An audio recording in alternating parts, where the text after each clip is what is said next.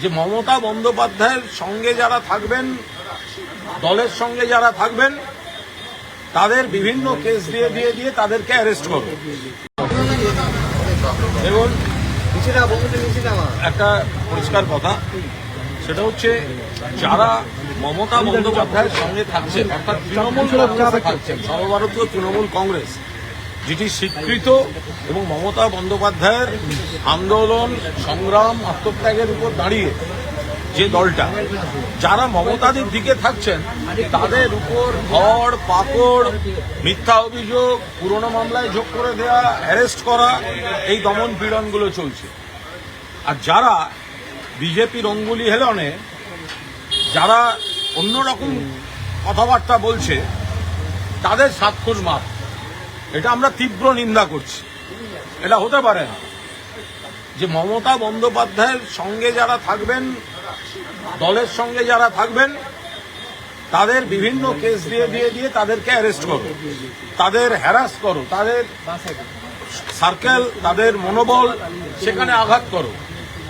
কিন্তু যারা হাজার অভিযোগ থাকলেও বিজেপির কথা শুনে বা অমুকের কথা শুনে, দেখুন যারা অন্যদিকে গেছেন বা যাচ্ছেন, সবাই ব্যক্তি স্বার্থে অমুকভাবে যাচ্ছেন আমি সেটা বলছি না।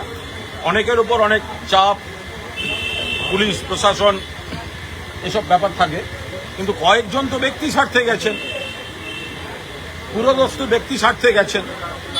আমরা তো পরিষ্কার বলছি যে মাননীয় মুখ্যমন্ত্রী তিনি তারাতলা নিয়ে বিধানসভায় কড়া বিবৃতি দিলেন। তো কড়া বিবৃতি আমরা সমর্থন করছি। তো কড়া বিবৃতির মধ্যে তিনি একটা নথি তুলে বললেন, দেখুন কার সই আছে, প্রাক্তন মেয়রের সই আছে, আমরা কাউকে ছাড়ব না।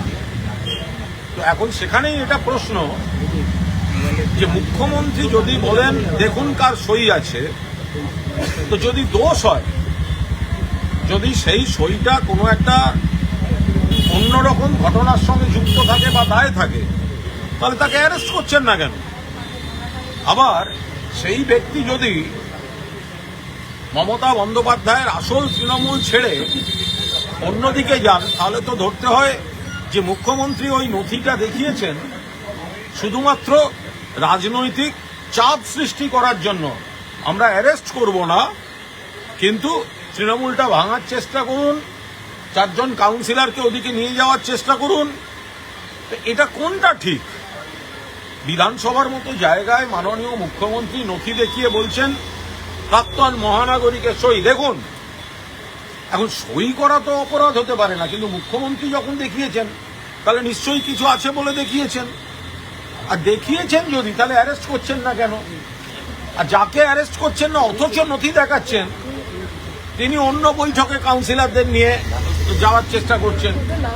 তো ফলে সেখানে মনে হচ্ছে যে মমতা বন্দ্যোপাধ্যায়ের সঙ্গে যারা থাকবে তাদের জন্য পুলিশ, হ্যারাসমেন্ট, অত্যাচার, দমন পীড়ন এইগুলো, আর বাকি কয়েকজন নিজেদের স্বার্থে তাদেরকে নানাভাবে চাপ দিয়ে, ভয় দেখিয়ে দল ভাঙানোর একটা খেলা চালানো হচ্ছে। আমরা এটা বলছি মানুষকে।